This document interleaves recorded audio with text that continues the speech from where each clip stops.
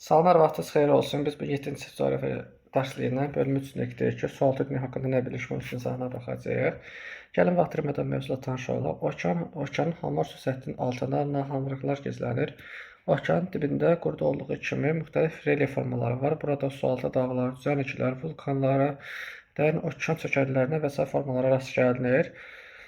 Daha sonra dedik ki, əgər qurudan okean dibinə səyahət etməli olsaq, onda biz birinci şel zonasında başlamalı olaraq. Şel zonası okean dibindən nisbətən daha hissəsi olub, yəni 0-200 metr dərinliyə qədər əhatə edir. Qitələrin sahil zonasını əhatə edir. Bəzi yerlərdə şelf ensiz olaq şəkildə, digərlərində isə sahildə 100 km məsafəyə qədər uzanır. Şelf zonası əslində qitələrin suyun altında qalan hissəsidir. Bu zona kontinent yamacına qədər uzanır. Kontinent yamacı 1000-1500 metr dərinliyə qədər sıldırılmış şəkildə aşağıya doğru davam edir. Burada kanyonvari dərələrlə rast gəlinir. Bura qədər oxuduq, gəlin mətni daha yaxın təhlil edək.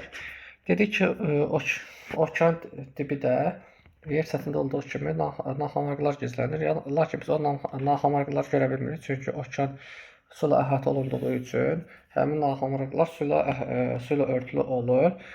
Lakin araşdırmalar və tədqiqatlar nəticəsində okeanın dib relyefi öyrənmişdi və burada qurda olduğu kimi özünə məxsus relyef formaları da vardır. Məsəl üçün, sualtı dağlar, düzənliklər, vulkanlar, dərin okean çökəkləri okean dibində də formalaşmış. Birinci okean dibində səyahət eləsək, yəni qurdan okeana səyahət eləsək, birinci biz şel zonasını görək. Şel zonası nədir? Qurudan 0-300 metr dərinliyə qədər, yəni okean dərinliyinə qədər əhatə olunan sahədir. Bu sahə, yəni A şəklində də göstərilir. Baxın, A şəkli, baxın burada, yəni 0-200 metr dərinliyə qədər olan hissəni əhatə edir. Və qitələrin okean hissəsində su altında qalmış hissəsidir. Sonra şelf zonasından sonra kontinent yamacı gəlir. Kontinent yamacı adından göründüyü kimi kontinent sözü elə qitə deməkdir. Yəni qitənin bitdiyi yer artıq burada okean başlayır. Baxın, bu hissəni nəzərdə tuturam. Baxın, bu hissələr nədir? Kontinent yamacı hesab olunur. Artıq ondan sonra okeanın digər ünsürləri, yəni digər relyef vahidləri gəlir. Yəni, baxın, artıq birinci şelf zonası gəldi. Şelf zonası dedik ki, qitələrin, okeanın su altında qalmış hissələridir. Daha sonra isə onun qitələrin son sərhəddi kontinent yamacıdır. Kontinent yamacının dərinliyi də 1000-1500 metr dərinliyə qədər sıldırılmış şəkildə aşağıya doğru davam edir. Burada kanyon dərələrinə də rast gəlinir. Sual oxuduq, gəlin indi fəaliyyət suallarına baxaq. Fəaliyyət suallarında birinci tapşırıqda deyir ki, A-B şəkillərinin əsasında suallara cavab verin. Gəlin cavab verək. A-da deyir ki, A şəklindəki hansı relyef formalarını düzənlik, hansılarını dağ adlandırmaq olar? Üzlü sayın hansıları adlandırmaq olar? Baxaq. Baxın, şelfi düzənlik adlandırmaq olar. Sonra abissal düzənlikləri düzənlik adlandırmaq olar. Sonra baxaq, hansını düzənlik adlandırmaq olar.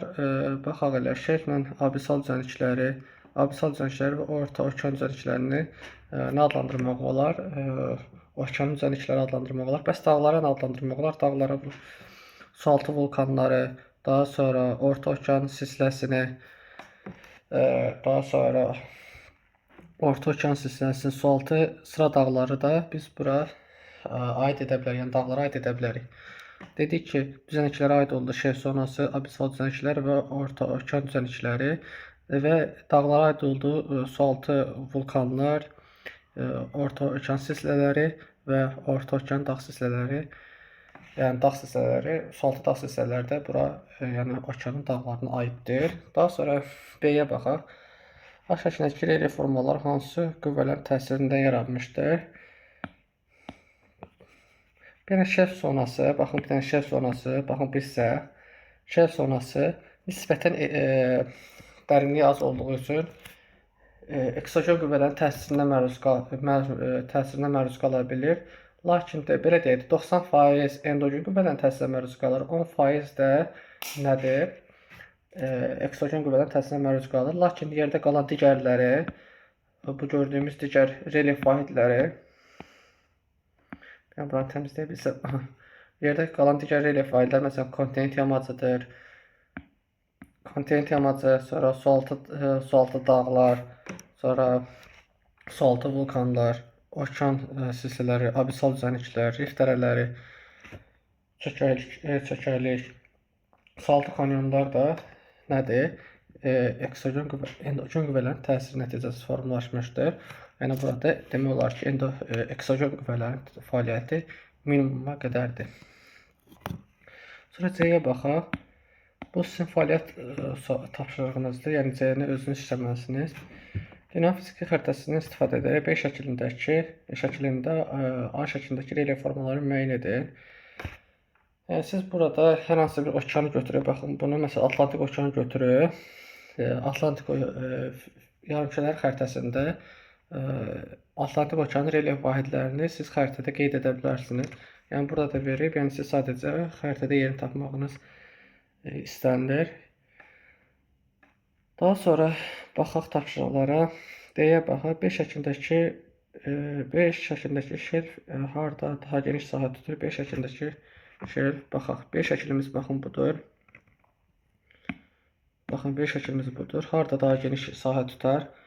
Fikir versək, Grenlandiya sahilində geniş sahə tutur. Daha sonra Avropanın şimal sahillərində geniş sahə tutur. Daha sonra əsasən qütbyanı ərazilərdə şelf sahələr fikir versək daha çox sahə tutur. Məsələn, Hudson sahilində, Hudson yarımadası ətrafında, baxın, Hudson yarımadası ətrafında, Müqəddəs Lavrenti körfəzinin sahilinin ətrafında, sonra İskandinaviya yarımadasının ətrafında, yəni Şimal dənizi sahillərində nədir? Şelf zonası daha geniş sahə tutur. Daha sonra 2-yə baxaq. İkinci tapşırıqda nədir? İkinci şəkildə verilən relyef forması B-də hansı qitənin sahillərindədir? Bunun səbəbini izah edin. Baxın, burada dərin okean novu təsvir edilir. Biz litosfer tavalar dərsindən bilirik ki, okean novları necə yaranır? Okean və kontinent tipli litosfer tavalarının toqquşması nəticəsində yaranır. Bu nəticəsində də dərin okean novları yaranır. Dərin okean novları əsasən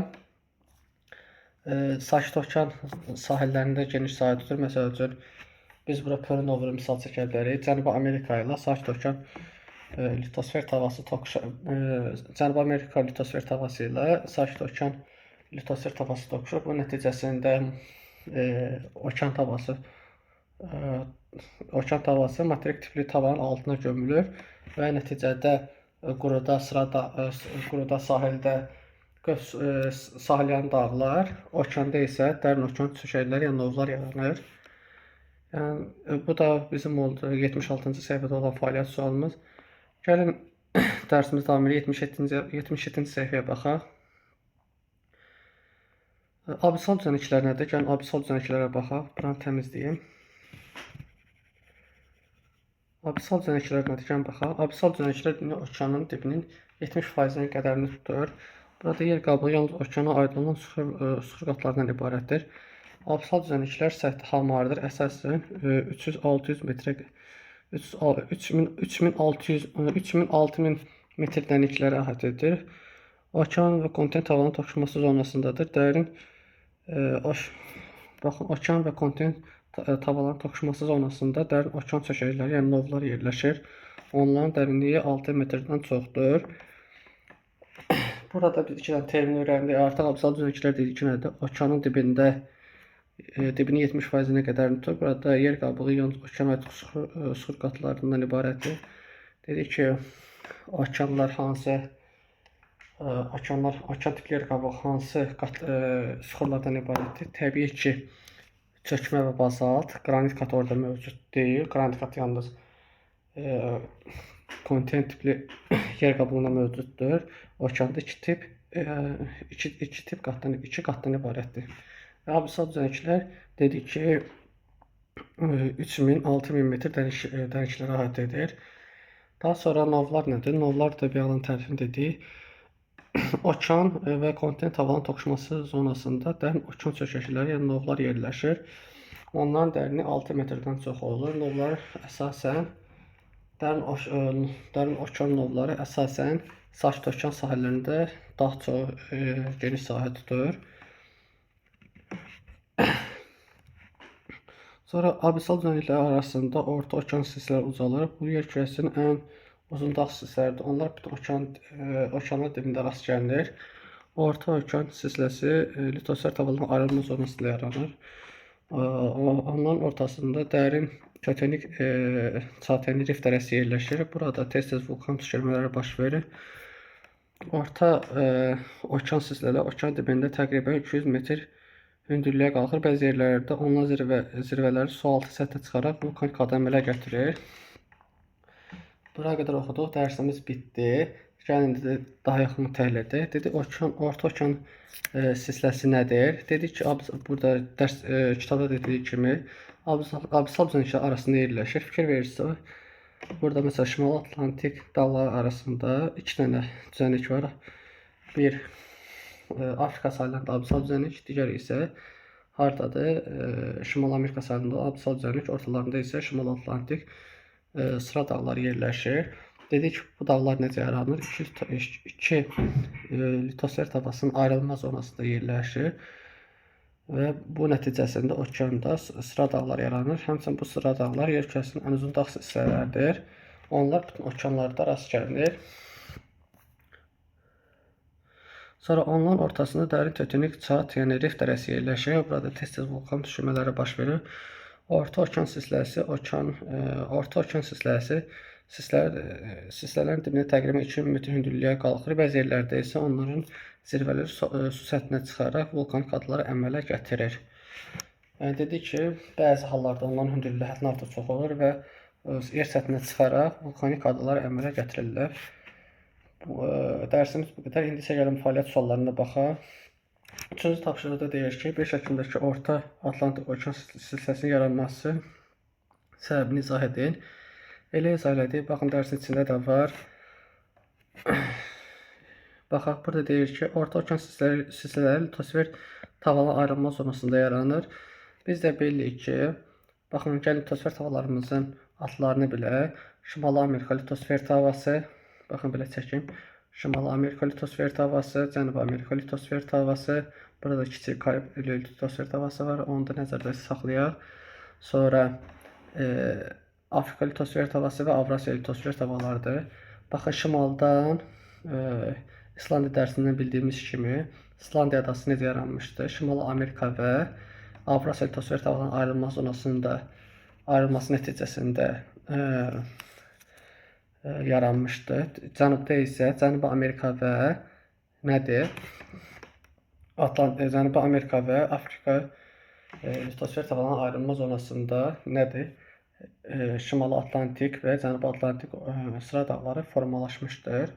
Yəni dedik ki, bir mənalı olaraq bunu yadda saxlamalıyıq ki, sıra dağlar iki litosfer tabaqasının ayrılma zonasında formalaşır. Daha sonra dünya fiziki xəritəsində silsilənin yaratdığı adları tapın. Mən deyəcəm, siz özünüz xəritədə qeyd edirsiniz. Məsələn, İslandiya, sonra Azov və Kanar adalarını siz xəritədə özünüz taparsınız. Mən dedim Azov, Kanar və Azor, Kanar və İslandiya adalarını siz özünüz xəritədə qeyd edirsiniz. Bunlar vulkanik adalardır. Daha sonra 5-ə baxaq. Şəkildə verilən hərflər okean dibinin hansı hissələrinə uyğun gəldiyini müəyyən edin. C-ni özləri veriblər. Abissal düzənlik.